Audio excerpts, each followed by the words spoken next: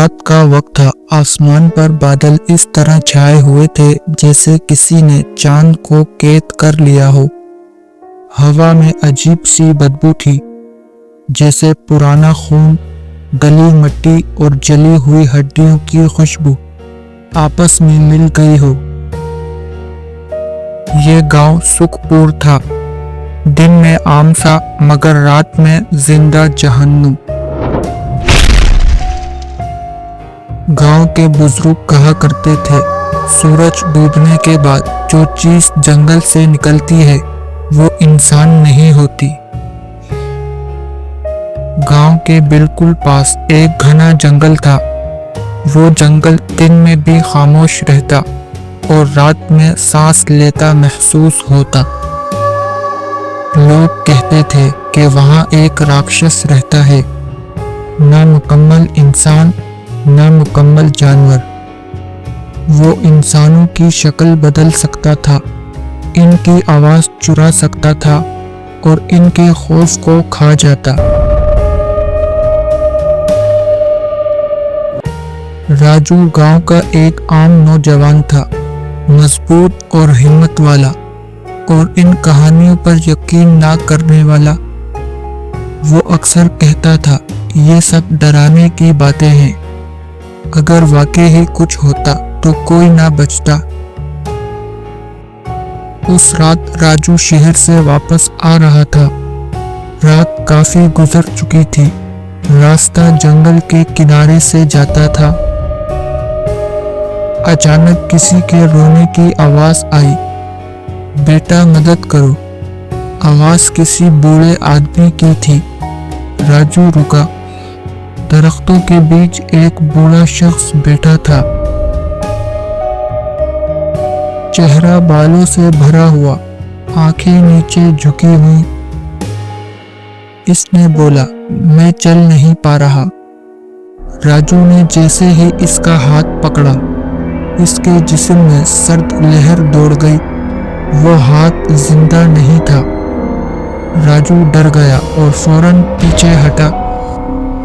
बूढ़े ने आहिस्ता आहिस्ता सर उठाया।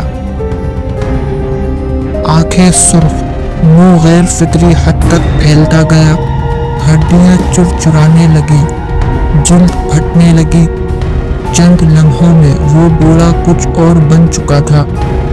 एक लंबा काले साए जैसा वजूद, नुकीले दांत और सांस से सड़ी हुई बदबू। राजू चीखने ही वाला था कि अचानक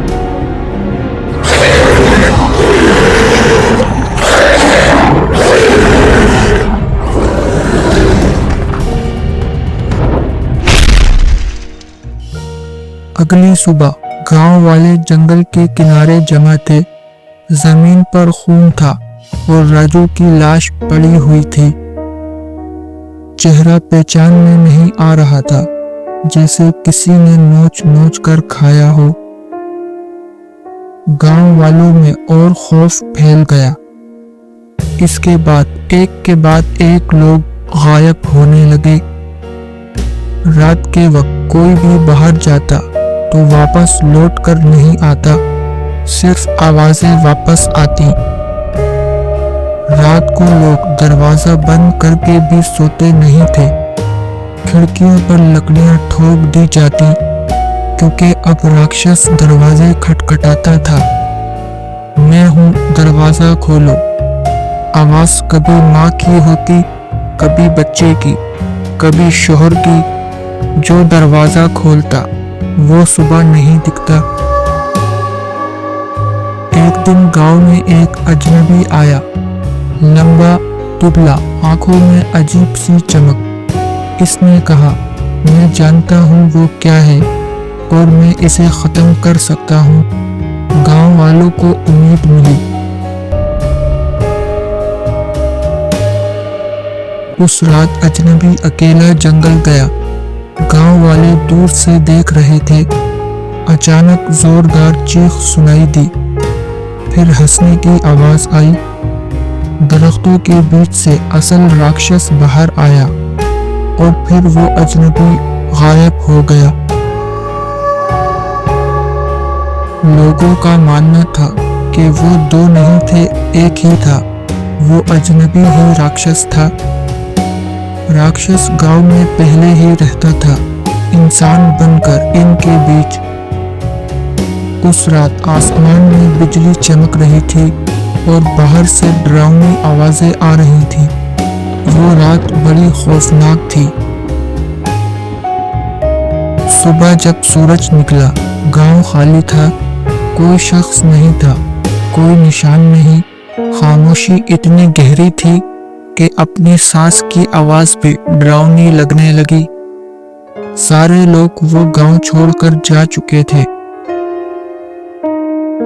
مگر جنگل کے آخری کنارے پر ایک پرانی سرنگ تھی، وہ سرنگ جس کے بارے میں کہا جاتا تھا کہ وہاں کبھی کوئی نہیں گیا، جو گیا وہ واپس نہیں آیا۔ چند لوگ جو دور کے علاقوں سے آئے تھے وہاں رکے۔ اندر سے زنجیروں کی گھسیٹنے کی آواز آ رہی تھی۔ جب وہ آہستہ آہستہ آگے بڑھے تو ایک خوفناک سچ سامنے آیا۔ سرنگ کے بیچوں بیچ ایک لوہے کا پنجرا تھا، اور اس پنجرے کے اندر وہی راکشس۔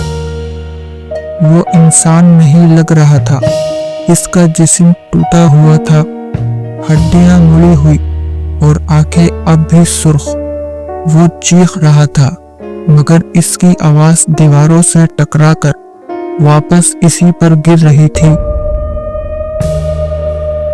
پتہ چلا کہ وہ اجنبی کوئی عام انسان نہیں تھا، بلکہ ایسا شخص تھا جو برسوں سے انسانوں جیسی شکل بدلنے والی مخلوق کو ختم کرنے کے طریقے جانتا تھا۔ وہ جانتا تھا کہ راکشس کو مارنا ممکن نہیں، مگر قید کرنا ممکن ہے۔ اس نے پورے گاؤں کو بطور جال استعمال کیا تاکہ راکشس اپنی پوری طاقت کے ساتھ ظاہر ہو۔ جیسے ہی وہ آزاد ہوا، زمین کے نیچے چھپی ہوئی مشینیں حرکت میں آ گئیں۔ بھاری لوہے کی سلاخیں خود بخود بند ہوتی گئیں اور راکشس ہمیشہ کے لیے قید ہو گیا۔ سکھ پور گاؤں آج بھی ویران ہے، مگر اب وہاں کوئی چیخ نہیں گونجتی۔ صرف کبھی کبھار رات کے وقت سرنگ کے اندر سے ایک بہت دھیمی سی آواز آتی ہے، میں نکل آؤں گا، مگر کوئی دروازہ اب نہیں کھلتا، اور راکشس اب صرف ایک قید میں ہے جو دنیا سے الگ زمین کے نیچے دفن ہو چکا ہے۔